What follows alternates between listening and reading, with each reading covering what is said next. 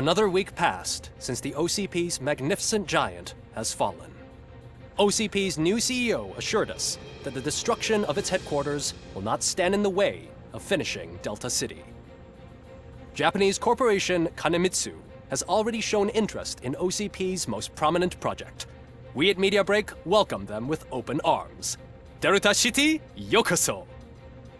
From the City of Wonders, we're back to Detroit. John Mills goes down in the history of the city as its shortest-serving mayor, excluding premature death. He offered his resignation on his very first day of office. According to a reliable source, Mills expressed, and I quote, "I did not sign up to run this dump." Are the new elections ahead of us, and has the city recovered after the previous ones? Now it's time to introduce a new segment, You the Detroiters, where we share feel-good stories from our local communities. Disgraced Senator Farrell took hostages at the local theater and called for his reinstatement. However, a former vagrant and the theater's newest employee managed to defuse the situation. When asked why he decided to risk his life, Pickles, a European cinema connoisseur, said that it was simply disrespectful to interrupt the screening. Let's just hope Pickles does not influence the theater's movie selection.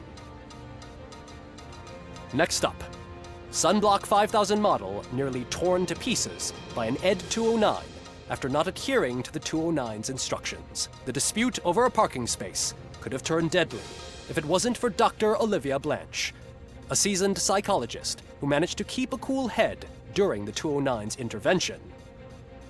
Dr. Blanche's new book, Coping with Loss, is said to be of value to both people and machines alike. Soon on Channel 9, the Samantha Ortiz you didn't know.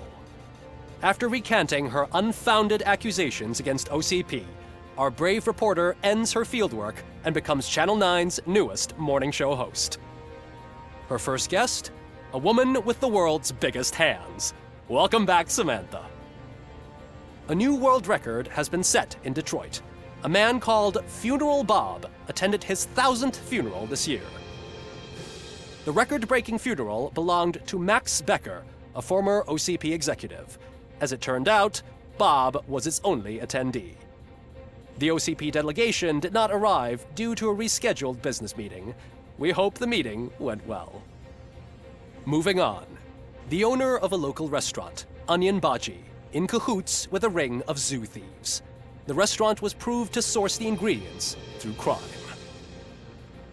The arrest was made by a rookie neighborhood cop, Ulysses Washington, and according to his statement, it wasn't the first animal he had saved. One question still remains unanswered. What happens to Robocop's human status? We've been informed that due to Mayor Mills's resignation, the matter will not be pursued by his office. Robocop's efforts have prompted a public conversation. I hope OCP doesn't take him off the street. Who will protect us then? Ah! It's Robocop! Robo, I love you! Reaper, skeleton speaker, pure pandemonium. To many more years on the force, Robocop. It's been a busy time for Detroit, but the cloud that lowers over the city is lifting as police end their strike.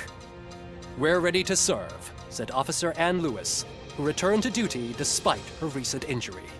What heroism. Detroit can sleep soundly tonight. The question is, for how long? That's all for today. This was Casey Wong. Until next time.